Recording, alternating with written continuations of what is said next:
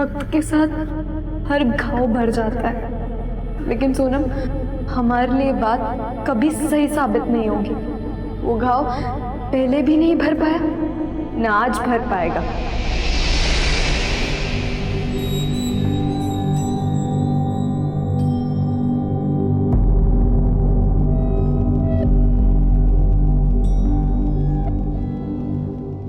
ए रुक, क्या हुआ? ऐसे अंदर आके बाहर क्यों जा रहा है?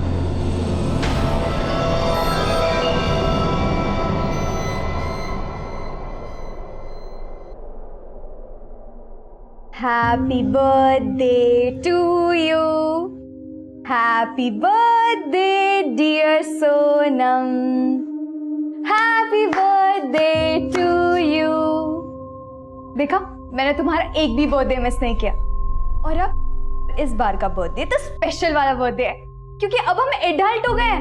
We are 18 now. और अब हम अपने लाइफ का डिसीजन खुद ले सकते हैं।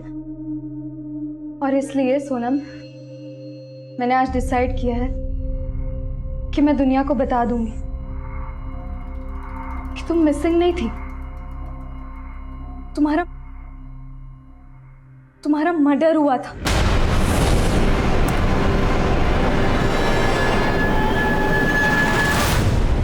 कौन है लड़की और किस सोनम की बात कर रही है जिसके मर्डर होने की बात बोल रही है? सर, मैं ना तो इस लड़की को जानता हूँ ना ही किसी सोनम को। मुझे तो बस ये सीडी मिली थी इस लैपटॉप में, जो कल ही सेकंड हैंड खरीदा था मैंने। कहाँ से खरीदा था? सर, एक कबाड़ वाले से। एक्चुअली कल मैं इंद्रपुरम मार्केट में था और वहीं कबाड़ वाले के पास ये लैपटॉप देखा था मैंने। ये लीजिए सर, लैपटॉप का चार्जर नहीं था उसके पास, लेकिन कंडीशन देखकर ये लैपटॉप उस कबाड़ वाले से खरीद लिया मैंने।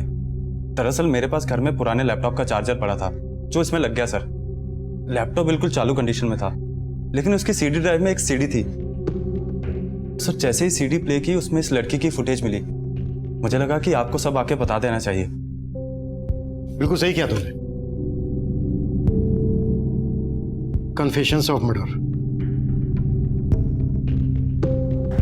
आई नो तुम मुझे ब्लेम करती हो कि मैंने अब तक ये सच छुपाए रखा, लेकिन तब ये बात किसी को बताना मेरे लिए बहुत मुश्किल था। मैं बहुत डरी हुई थी सोनम, लेकिन अब मैं तुम्हें इंसाफ दिलवाऊंगी।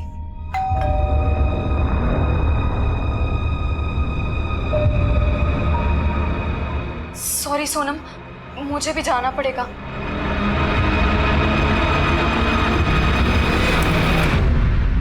तरुण, प्लीज थोड़ी देर बाहर वेट करो।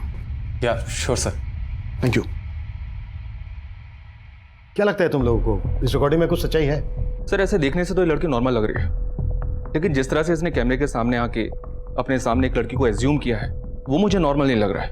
अभिषेक सर, क्या पता ये लड़की ऐसे कैमरे के सामने आके किसी ड्रामे वगैरह की रिहर्सल कर रही हो। अभिषेक, अगर ये लड़की वाकई में कोई ड्रामा कर रही थी तो परफॉर्मेंस बहुत रियल थी सर। हो सकता है ये सब रियल ही हो, क्योंकि जब डोरबेल बजी तो ये लड़की बाहर की तरफ गई और बाहर की तरफ से वापस आकर इसने सोनम को ही एड्रेस किया। सॉरी सोनम, मुझे भी जाना पड़ेगा। ये जो डोरबेल वाला पार्ट है ना, मुझे बिल्कुल ड्रामा नहीं लग रहा है। हमें इस लड़की और इसकी दोस्त सोनम के बारे में सच्चाई पता करनी होगी, क्योंकि अगर इसमें सच्चाई है तो मामला मर्डर का बनता है।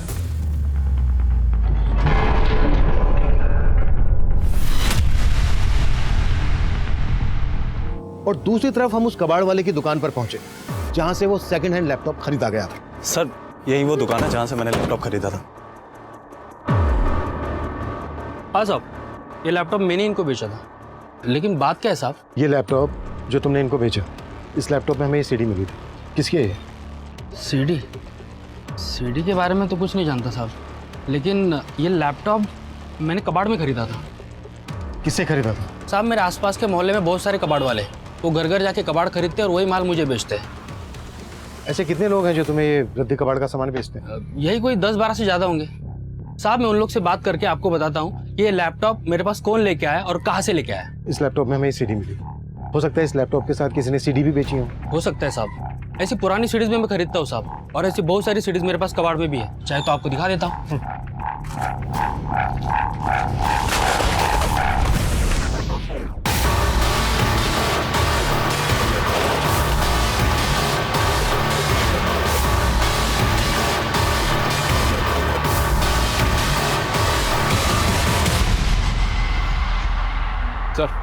ये तो बिल्कुल ऐसी सीडी है। कन्फेशंस ऑफ मर्डर 2 बिल्कुल सेम सीडी है। मनीष, मुझे जल्द से जल्द वो रद्दी कबाड़ वाला चाहिए जिसने ये लैपटॉप और सीडीज को बेचा है। Okay sir. अरे देखो, ऐसी कोई और भी सीडी मिलती है क्या? सर यहाँ तो इतनी सारी मिसिंग सोनम है, हमें कौन सी सोनम चाहिए? शुक्ला, ये सब तो मालूम नहीं। फिलहाल एक काम करो, जितनी भी मिसिंग सोनम है सबके रिकॉर्ड निकालो। सर ये सोनम का चक्कर ना मुझे बड़ा घनचक्कर लग रहा है। आपको याद है जब नोटबंदी हुई थी तब भी एक सोनम ऐसी फेमस हुई थी, वो सोनम जो बेवफा थी, जिसका नाम सबकी जुबान पे था, लेकिन वो कौन है किसी को मालूम ही नहीं था। सर कहिए वही सोनम तो नहीं? Shukla, sorry sir.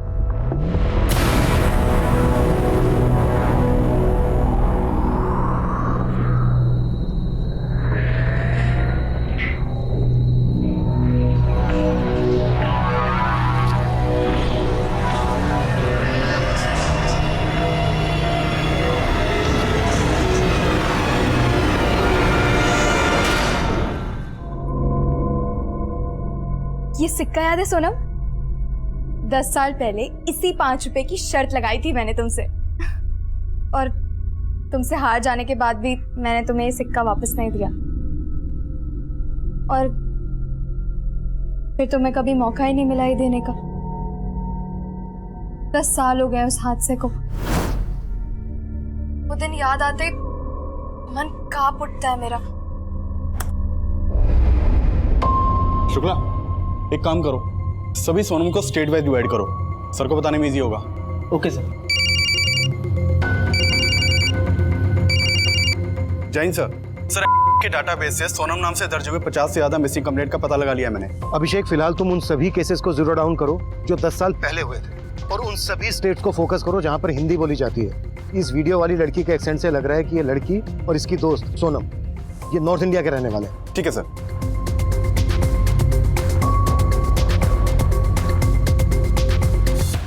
मैं अभी तक नहीं उभर पाई उस हादसे से, पर जब तुम थी वो भी क्या दिन थे। हम घंटों घंटों खेलते रहते थे। रेडी? हाँ ठीक है। 1 2 3।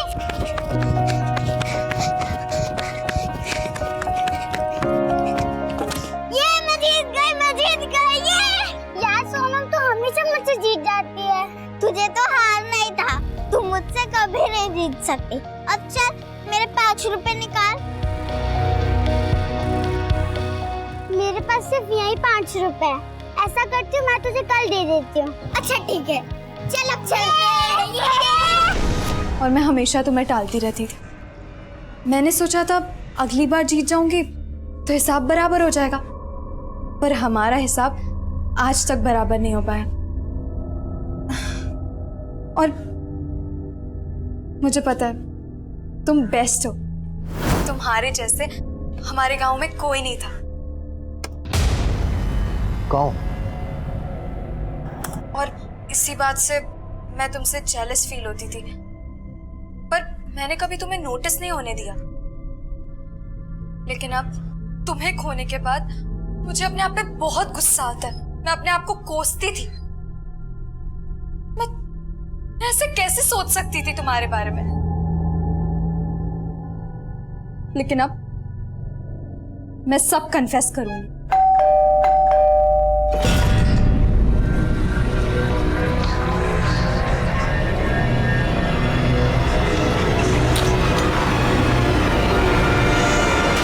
अरे दीदी, आप फिल्म बना रहे मेरा? अरे नहीं नहीं, तुम आओ ना अंदर, मुझे ना चाय बना के दे दो।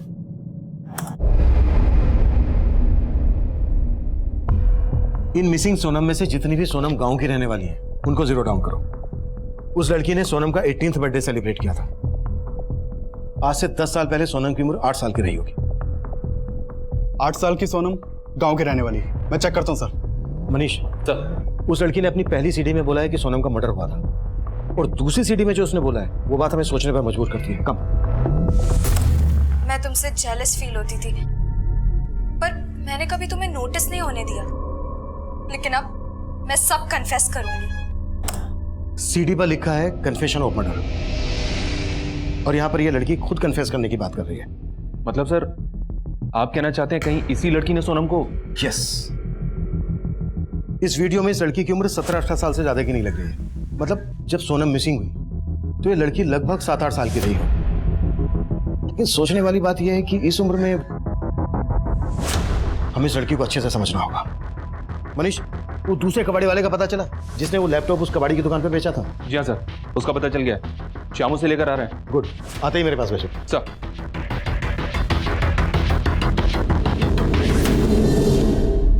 साहब मैं अलग अलग कॉलोनी में जाके घर घर जाके कबाड़ खरीदता हूँ साहब। वो सब मालूम है हमें। ये लैपटॉप किससे खरीदा था वो बोल। ये ले।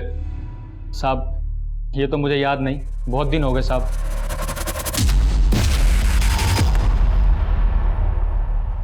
इस लड़की से खरीदा था? साहब उसका चेहरा तो याद नहीं,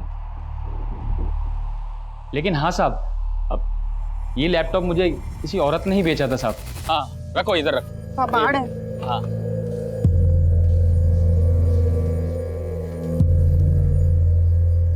इन सबका 100 रुपए होगा। क्या भैया 100 रुपए? लैपटॉप है, लैपटॉप देखो बहुत महंगा आता है। चलाना आता है तुमको? नहीं, लेकिन महंगा आता है। अरे ये वैसे ही भंगार में ही जाएगा, 200 रुपए से ज्यादा नहीं। बताओ बेचना है? ठीक है। कौन औरत थी वो? साहब ये तो मैं नहीं जानता, लेकिन साहब मैं उस टाइम गणेश नगर में था, हो सकता है वो आसपास वहीं रहती होगी। सुन, ये औरत थी वो? हाँ साहब यही तो है, इन्होंने मुझे लैपटॉप बेचा था। गणेश नगर में इस औरत ने जहां पर तुझे लैपटॉप बेचा था वो जगह दिखा हमें। शुक्ला।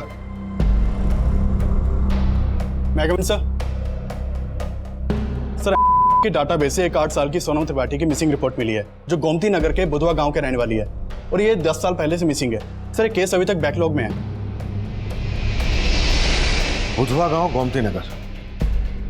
इस कबाड़ वाले ने गणेश नगर में जहां से लैपटॉप खरीदा था वहां से गोमती नगर लगभग 65-70 किलोमीटर दूर होगा। हाँ सर, इसीलिए लग रहा है कि हमें जो सोनम चाहिए वो यही सोनम त्रिपाठी हो सकती है। मनीष, गोमती नगर थाने से इस सोनम त्रिपाठी की डिटेल्स निकालो। सर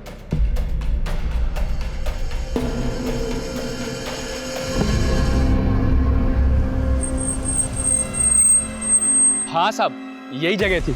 अब मैं इधर से आ रहा था और वो औरत पीछे से ही आई थी, और यहीं पे मैंने लैपटॉप खरीदा था साहब। अब मुझे लगता है साहब आसपास ही रहती होगी।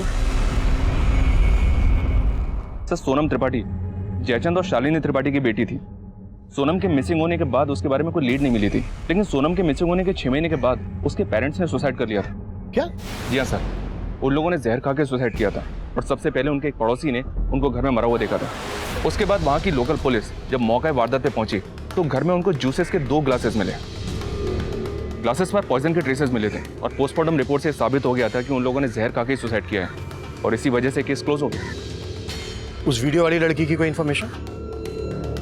सर जो ऑफिसर उस केस को इन्वेस्टिगेट कर रहा था उसका तो ट्रांसफर हो चुका है, इसलिए कहना मुश्किल है कि उस केस की इन्वेस्टिगेशन के दौरान ये वीडियो वाली लड़की सामने आई होगी या नहीं। ये वीडियो वाली लड़की सोनम की दोस्त थी, तो उसके आस पड़ोस या स्कूल में पढ़ने वाली भी हो सकती है। उस लड़की ने वीडियो में कहा है कि सोनम मिसिंग नहीं हुई थी बल्कि उसकी हत्या हुई थी, और इधर सोनम के मिसिंग होने के बाद उसके पेरेंट्स ने सुसाइड कर लिया था। इन केसेस को अच्छे से समझना होगा। सोनम त्रिपाठी के अड़ोस पड़ोस में पता करो। सर हाँ श्याम। सर उस औरत का पता चल गया है जिसने उस कबाड़ी वाले को लैपटॉप बेचा था। गुड, थाने बुला लो उसको। साहब ये तो जागृति मैडम है, मैं इनके यहाँ काम करती थी। और जागृति का ये लैपटॉप जो तुमने उस कबाड़ वाले को बेचा था? हाँ साहब, लेकिन ये लैपटॉप मुझे जागृति मैडम के मकान मालिक ने दिया था। जागृति का मकान मालिक? तो जागृति कहाँ है अभी? मालूम नहीं साहब अभी वो कहाँ है, लेकिन पहले वो पारिजात कॉलोनी में किराए पे रहती थी। जागृति का मकान मालिक कौन? नाम क्या उसका? अब मुकेश वर्मा। जागृति का ये लैपटॉप उसके मकान मालिक के पास कैसे आया जो उसने तुम्हें दिया? साहब वो 3 महीने पहले अचानक से जागृति मैडम कहीं चली गई थी।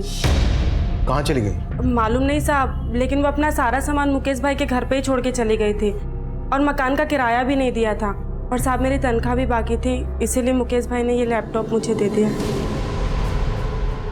साहब हाँ बुलाया था, कोई काम है क्या? हाँ सुन, ये जो भी जागृति का सामान है ले जा। मैं? हाँ। जागृति मैडम के बारे में कुछ पता चला क्या? अरे उसके बारे में मालूम चलता तो उसका सामान तुम्हें क्यों देता? उसकी तरफ से तुम्हारी तनख्वाह बाकी है ना। हाँ। तो जो भी तुम्हारे काम लगे तुम ले लो, बाकी सब फेंक दो। साहब उनके सामान में ये लैपटॉप और बहुत सारी सीडी थी, जो मैंने कबाड़ में बेच दी थी। कमाल है तुम और तुम्हारा मुकेश भाई। और कौन कौन रहता था जागृति के साथ? साहब वो अकेली ही रहती थी। उनको देख के कभी लगा नहीं था साहब कि मेरा पगार दिए बिना गायब हो जाएंगी। बहुत सीधी सादी थी साहब, और बाकी लोग जैसे चिक भी नहीं करती थी। दीदी चाय। और वो दीदी आपको सब्जी लाने के लिए बोले थे ना, तो अगर आप नहीं ला सकते तो मुझे बोल देते। पैसे दे दोगे तो मैं ले आऊंगी। मैं पैसे देती हूँ। पर दीदी अभी पैसे दोगे, सब्जी लाने जाऊंगी तो देर हो जाएगी ना। अब मैं खिचड़ी बना दूं? ठीक है, तुझे जो आसान लगे वो बना ले, पेट ही तो भरना है। साहब कोई तो दुख था उनको, हमेशा ना गुमसुम सी रहती थी, पता नहीं अचानक से कहाँ चली गई। जागृति का मोबाइल नंबर तो होगा तुम्हारे पास? नहीं साहब, उन्होंने कभी अपना मोबाइल नंबर नहीं दिया। जागृति के उस मकान का मैं एड्रेस दो जहाँ पर वो किराए पर रहती थी। और जागृति का मकान मालिक कहाँ रहता है?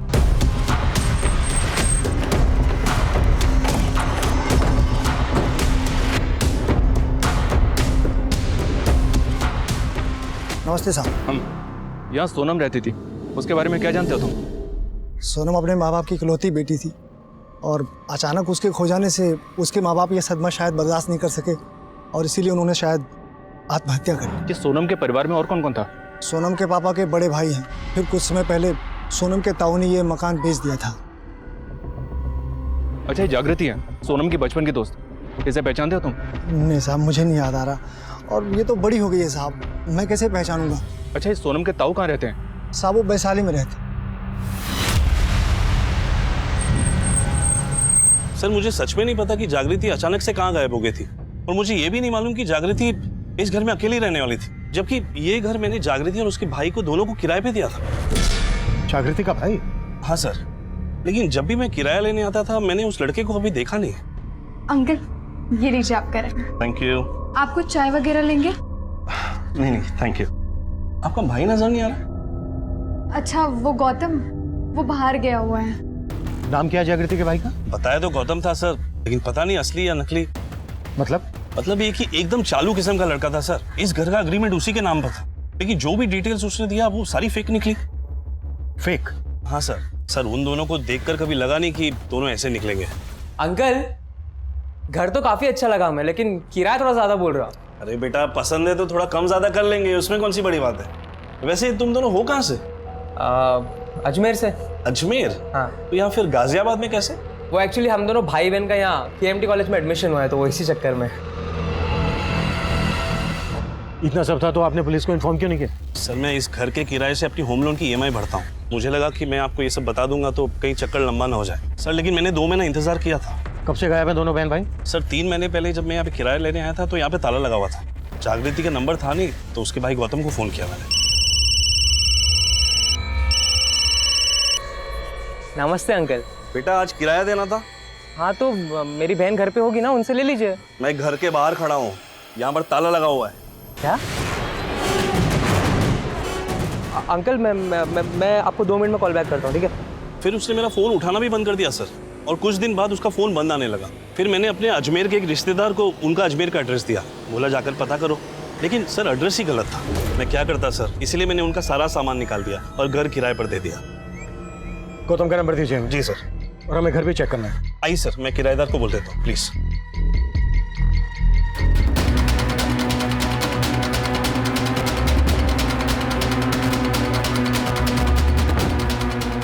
अभिषेक,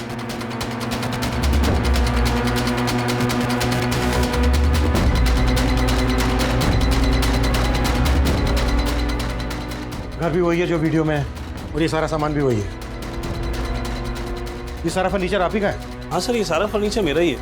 सर जब हम यहाँ पर रहने आए थे तो इस कबाड़ के अंदर कुछ सामान था जो हमारे कुछ काम का नहीं है, तो हमने वो सामान एक बॉक्स में रख के इस पलंग के नीचे रख दिया है।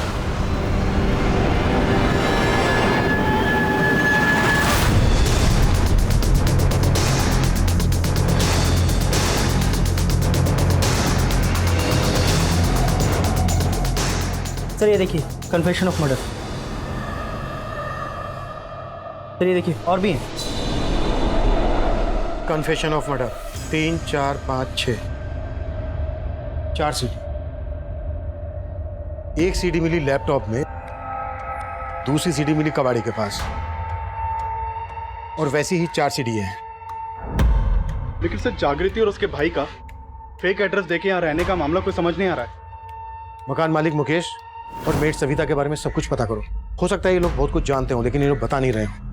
मुकेश ने बताया था कि जागृति और गौतम ने केएमटी कॉलेज में एडमिशन लिया था। केएमटी कॉलेज से भी इनके बारे में पता करो। सर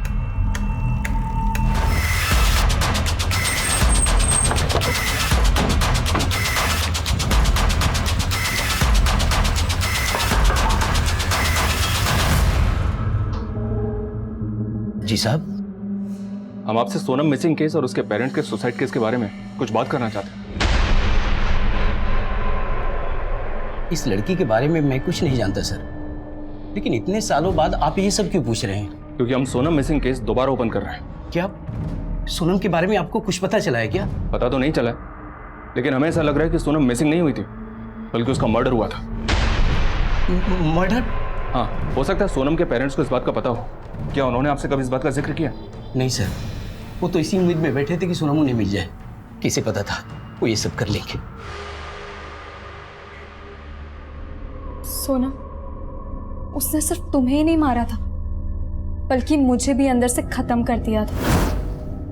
पर मैं तुम्हें ये बात कभी बता नहीं पाई, जबकि मैं जानती थी कि वो हमेशा से तुम्हारा पीछा कर रहा था।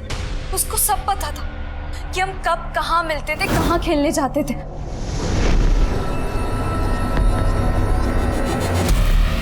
लेकिन उस दिन मैंने तुम्हें वहां अकेला छोड़ दिया। काश मैं तुम्हारे साथ कुछ देर और रुकती। जैसे ही मैं गई थी वो आ गया था और तुम्हें मैंने तुम्हारी चीख सुनी थी। मैं तुम्हारी तरफ भागी थी, लेकिन पता नहीं वो तुम्हें कहाँ ले गया। पर मैं तुम्हें ढूंढती रही। फिर मैंने देखा वो तुम्हारा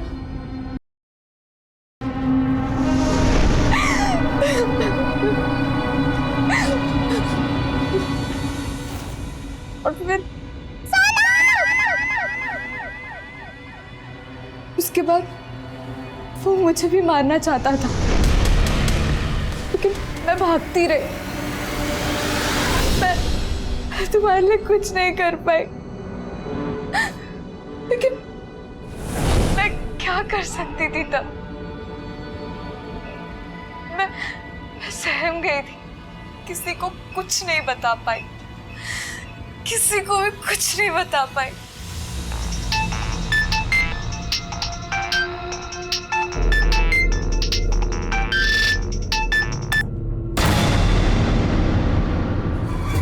मेट सविता और मकान मालिक मुकेश ने कहा था कि जागृति के पास कोई मोबाइल फोन नहीं था, लेकिन इस वीडियो में तो इसके पास मोबाइल फोन दिख रहा है। Right sir. जागृति ने अपने वीडियो में बोला है कि कोई आदमी उनका पीछा करता था और उसने सोनम का और मर्डर किया, जो जागृति ने सब कुछ विटनेस किया।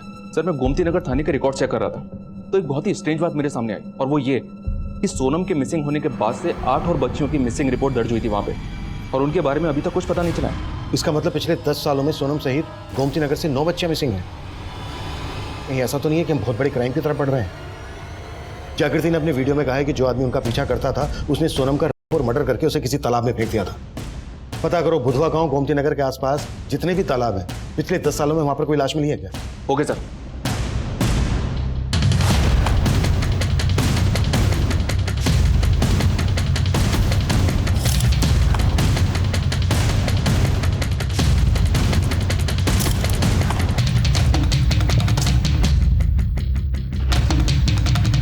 मैं coming sir? Yes coming. Sir इसका नाम गौतम है, केएमटी कॉलेज में पढ़ता है। सर जागृति भी केएमटी कॉलेज में ही पढ़ती थी, लेकिन पिछले 3 महीने से कॉलेज नहीं गई। सर एक स्ट्रेंज बात पता चली है, गौतम का सरनेम खन्ना है जबकि जागृति का शर्मा। जबर ये गौतम जागृति का भाई कैसे हो सकता है? सर गौतम तो कॉलेज आ रहा है लेकिन जागृति कॉलेज नहीं आ रही है। सर कॉलेज से जागृति के पेरेंट्स के बारे में पता चला था, मैंने उन्हें फ़ोन भी किया था। हेलो, आप जागृति के फादर बात कर रहे हैं? जी बोल रहा हूँ। आप कौन? जी मैं गाजियाबाद थाने से बात कर रहा हूँ। क्या बता सकते हैं अभी जागृति कहाँ है? सर जागृति तो गाजियाबाद के केएमटी कॉलेज में पढ़ती है। सर जागृति के पेरेंट्स को तो ये मालूम ही नहीं कि वो गाजियाबाद में किराए पे कहाँ रहती है, बल्कि उन्हें तो ये भी पता नहीं है कि वो 3 महीने से गायब है। जागृति के पेरेंट्स कहाँ रहते हैं? सर दिल्ली में। ठीक है, इस गौतम को लेकर आओ और ये 3 सीडी प्ले नहीं हो रही हैं, 4, 5, 6 इनका डेटा रिकवर करवाओ। सर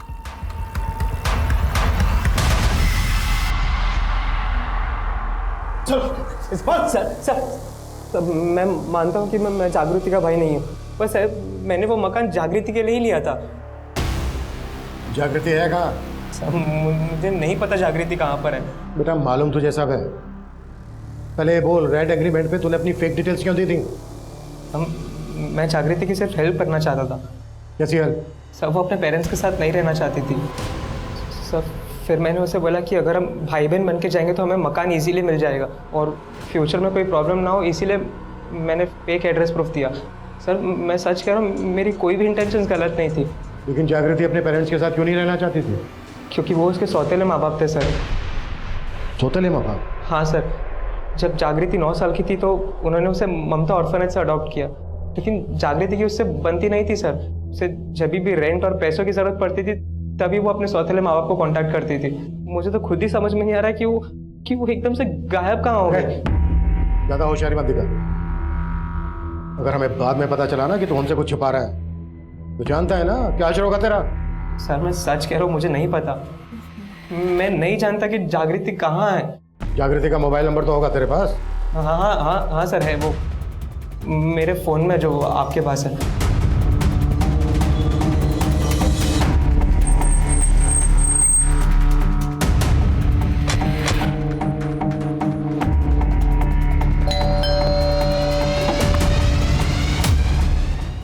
जी हाँ, ममता अनाथ आश्रम से हमने जागृति को गोद लिया था जब वो 9 साल की थी।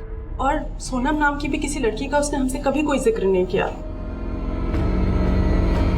जागृति के कॉल रिकॉर्ड निकलो और चेक करो उसका फोन कब और कहाँ बंद हुआ था। हो सकता है उसके कॉल रिकॉर्ड से हमें कोई क्लू मिल जाए जो सोनम के कातिल से ताल्लुक रखता हो। सर ये सीडी नंबर 4 तो प्ले हो रही है, लेकिन 5 और 6 प्ले नहीं हो रही। 5 और 6 की फुटेज भी रिकवर करवाओ। Okay sir.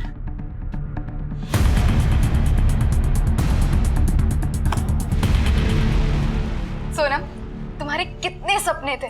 तुम बहुत पढ़ना चाहती थी, तुम यूएसए यूके जैसे बड़े बड़े देशों में घूमना चाहती थी, लेकिन बड़े बड़े देशों का एग्जाम्पल देके तुम सलीम अंकल के बारे में बातें करती थी, जिनकी जॉब दुबई में लगी थी और वो तुम्हें चॉकलेट्स देते थे।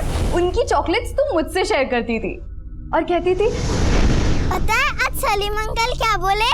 क्या बोले? उन्होंने बोला कि वो मुझे अपने साथ दुबई लेके जाएंगे। मैं तभी से तुम्हें खोने से डरती थी, लेकिन मुझे क्या पता था तुम मुझसे इतनी दूर चली जाओगी।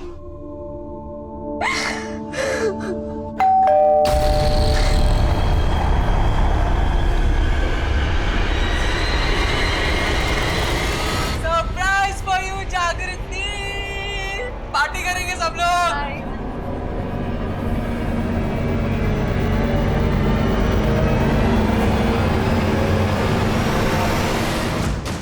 सलीम?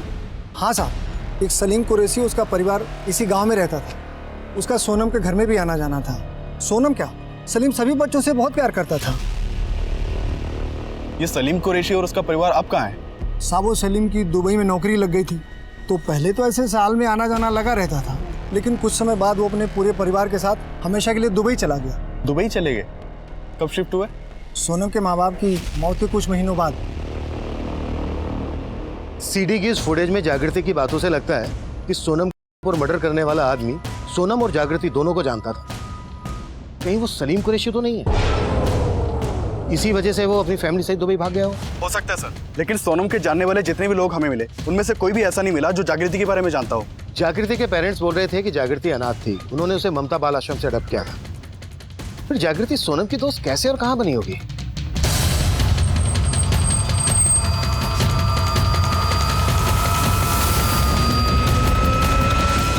मैंने 9 साल पहले जागृति को यहाँ से अडॉप्ट किया था। ये जागृति अनाथालय में आई कब थी? सर एडॉप्शन के करीब 1 साल पहले उसे कोई अनाथालय के बाहर छोड़ गया था। सर हमने उससे बात करने की कोशिश की थी, लेकिन उसे हमें कुछ नहीं बताया था कि उसे यहाँ कौन छोड़ गया था। हमने उसके माता पिता रिश्तेदार के बारे में पूछा, लेकिन उसने हमें कुछ नहीं बताया, यहाँ तक कि अपना नाम भी नहीं बताया। जागृति नाम भी हमने ही उसे दिया है।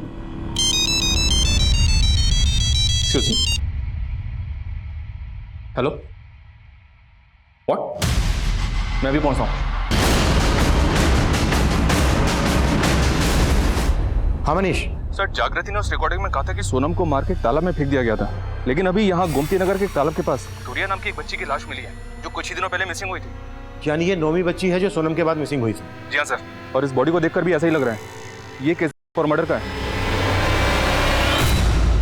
सर अगर इन सभी बच्चियों के केसेस को एक ही क्रिमिनल से जोड़ें तो ये कोई सीरियल किलर भी हो सकता है जिसने सबसे पहले सोनम को और एक के बाद एक इन बच्चियों को गायब किया। लेकिन लाश धुरिया की ही मिली थी और सोनम का और मर्डर हुआ था, ऐसा जागृति उस वीडियो रिकॉर्डिंग में बोल रही है। और वो ये भी बोल रही है कि वो और सोनम उस किलर को जानते थे। जागृति के कॉल रिकॉर्ड्स क्या कहते हैं? सर जागृति का फोन 3 महीने पहले 5 जून को सीमापुरी में बंद हुआ था।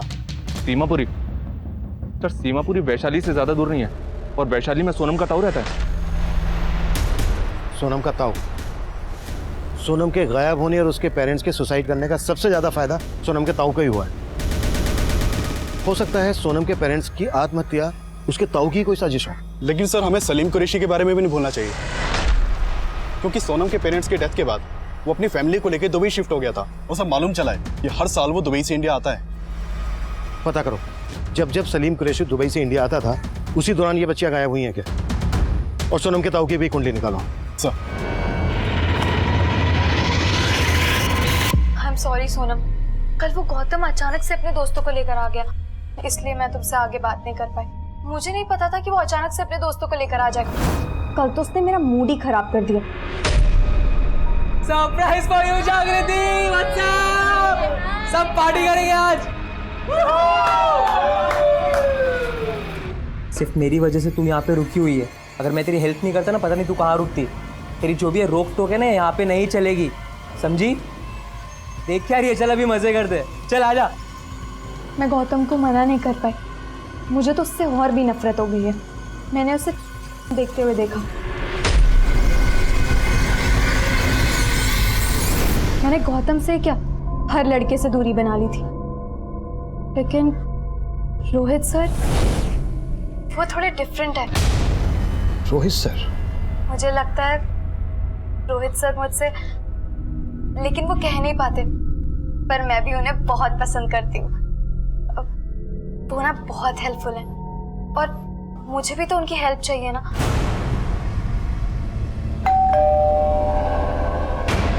लगता है वो आ गए सोनम। मैं ना तुम्हें अपडेट करती रहूंगी, ठीक है? बाय।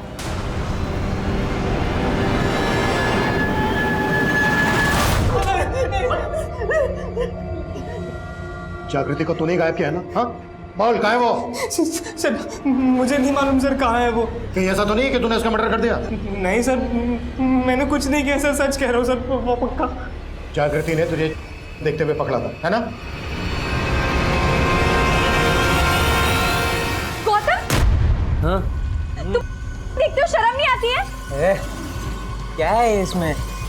सब लोग देखते हैं, नॉर्मल है। It's a crime. मैं तुम्हारे बारे में पुलिस को बता दूंगी। देख जागृति, पुलिस को मत बताना। आई प्रॉमिस, मैं वापस नहीं देखूंगा। वो नहीं मानी इसलिए तूने उसको मार डाला? नहीं सर, मैंने जागृति को नहीं मारा सर, सच कह रहा हूँ मैं।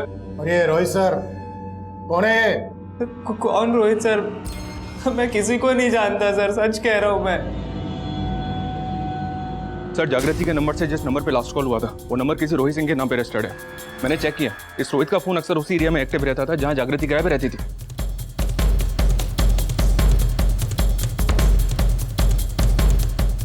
हाँ सर, जागृति मेरी फ्रेंड है। तो अभी कहाँ है वो?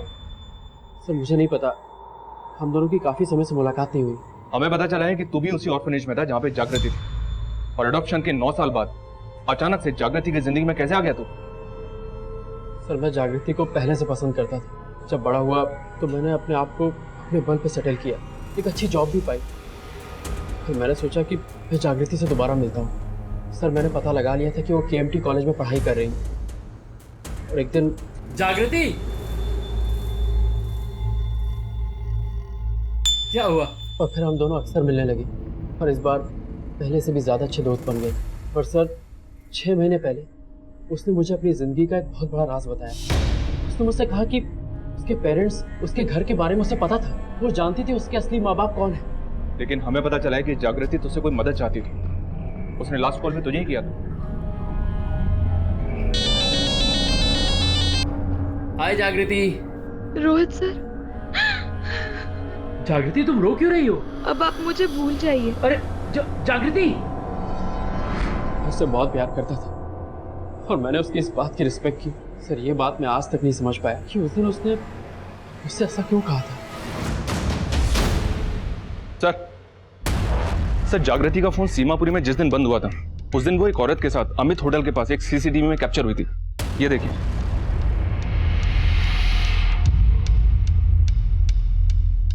और सर सीमापुरी, सोनम का बुधवा गांव और वो तालाब जहां पे हमें दुरिया की लाश मिली थी, इन तीनों जगहों के डंप डेटा में एक कॉमन नंबर मिला है जो बुधवा गांव के एड्रेस पे रजिस्टर्ड है। किसका नंबर है? सर किसी भुवन कुमार के नाम पे रजिस्टर्ड है।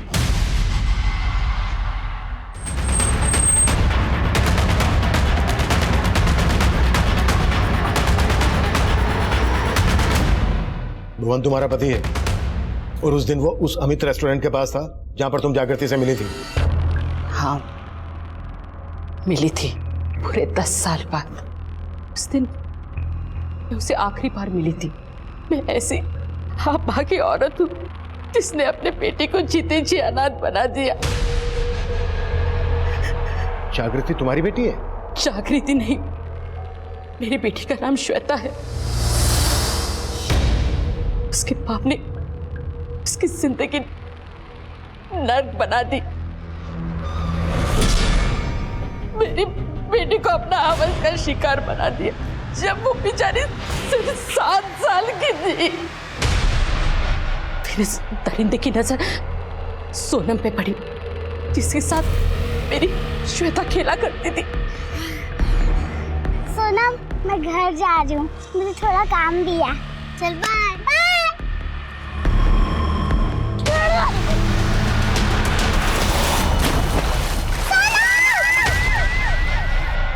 वो दौड़ती हुई मेरे पास आई और उसने मुझे सब कुछ बता दिया। पापा ने सोनम के साथ गंदा काम किया, फिर उसे मार के तालाब में फेंक दिया और मेरा पीछा करते हुए आ रहे हैं। मैंने अपनी श्वेता को उसके नजरों से बचाकर अनाथालय छोड़ दिया। मुझे लगा मैंने उसे बचा लिया, लेकिन मैं गलत थी। फिर 3 महीने पहले अचानक से उसने मुझे फोन किया।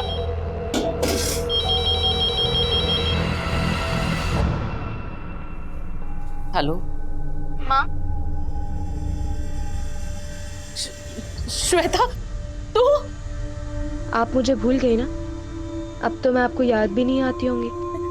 नहीं बेटा, ऐसा मत बोल। मैं तुझे कैसे भूल सकती हूँ? मैं तो तुझसे मिलने अनाथालय भी जाती थी, लेकिन मैं आपकी बेटी नहीं बन पाई तो किसी और की बेटी कैसे बन पाती? लेकिन अब मैं बच्ची नहीं रही। आप अपने पति से डर के उसे बचाती रही, लेकिन मैं नहीं। अब मैं सोनम को इंसाफ दिलाऊंगी। देख श्वेता, तू ऐसा कुछ नहीं करेगी। हाँ, मैं तुझे कह रही हूँ ना, तू ऐसा कुछ भी नहीं करेगी।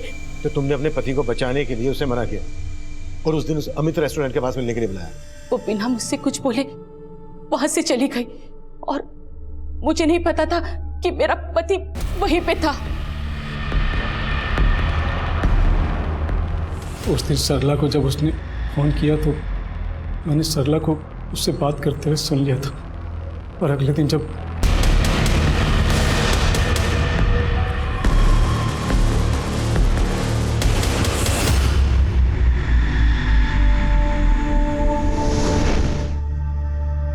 श्वेता, खुद को बचाने के लिए मैं श्वेता को मारने ही वाला था। मुझसे पहले ही उसने तालाब में छलांग लगा दी।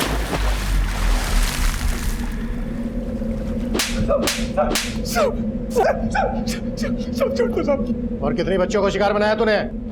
श्वेता उर्फ जागृति का पिता भुवन ही वो सीरियल और किलर था जो पिछले कई सालों से कई बच्चियों को अपना शिकार बना रहा था। लेकिन उसका ये अपराध हर रोज उसी के घर में श्वेता उर्फ जागृति की मां को दस्तक दे रहा था। लेकिन हैरान कर देने वाली बात यह है कि उसकी मां ने अपने पति को बचाने के लिए अपनी ही बच्ची को अनाथ कर दिया। 8 साल घर की चारदीवारी में और बाकी के 10 साल मन के अंधेरों में गुजारने के बाद अपने डर से जीतकर श्वेता उर्फ जागृति अपने पिता की सच्चाई दुनिया के सामने लाना चाहती थी। लेकिन अफसोस उसकी मां ने ही उसका साथ नहीं दिया। अब मैं सीनियर इंस्पेक्टर अभिमन्यु जिंदल आप लोगों से विदा लेता हूं। आपसे फिर मुलाकात होगी एक नए केस के साथ। स्वस्थ रहिए, सतर्क रहिए और देखते रहिए क्राइम पेट्रोल दस्तक। मकसद बताना नहीं, बचाना है।